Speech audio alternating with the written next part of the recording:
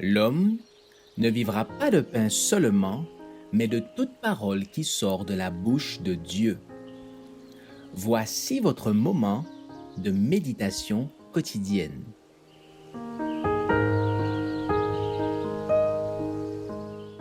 Vous recevrez une puissance. À des parents préoccupés, le 7 mai. Ne me rejette pas loin de ta face, ne me retire pas ton Esprit Saint. Rends-moi la joie de ton salut, et qu'un esprit de bonne volonté me soutienne. J'enseignerai tes voies à ceux qui se révoltent, et les pécheurs reviendront à toi. Psaume 51, versets 13 à 15. Quel exemple de prière! Il apparaît à l'évidence que les membres de la famille qui pêchent ne doivent pas être traités avec indifférence et que le Seigneur les considère comme le prix de son sang. Dans toutes les maisonnées où vivent des inconvertis, ceux qui connaissent le Seigneur devraient prendre à cœur d'agir avec sagesse pour leur conversion.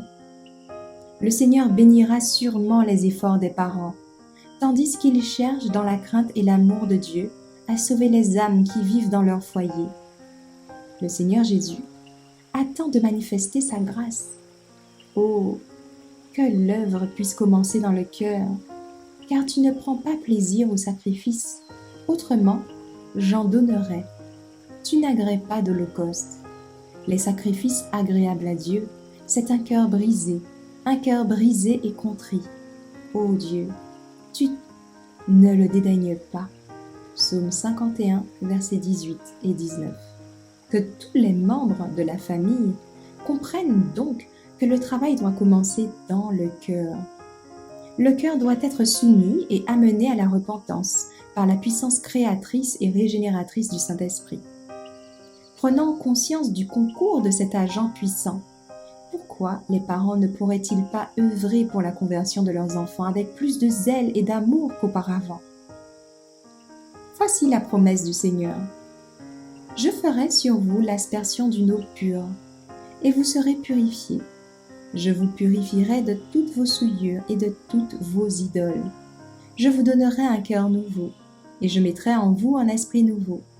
J'ôterai de votre chair le cœur de pierre, et je vous donnerai un cœur de chair. Je mettrai mon esprit en vous, et je ferai que vous suiviez mes prescriptions, et que vous observiez et pratiquiez mes ordonnances. Ézéchiel 36, versets 25 à 27. Quand l'Esprit du Seigneur agit sur les cœurs des parents, leurs prières et leurs larmes montent devant Dieu. Ils plaideront avec ferveur, recevront la grâce et la sagesse du ciel, et seront en mesure d'œuvrer en faveur de leurs enfants inconvertis. À mesure que cet esprit se manifeste dans le foyer, il s'étendra à l'Église. Et ceux qui sont des missionnaires dans le foyer deviendront aussi des agents de Dieu dans l'Église et le monde. Les institutions que Dieu a établies porteront une empreinte entièrement différente.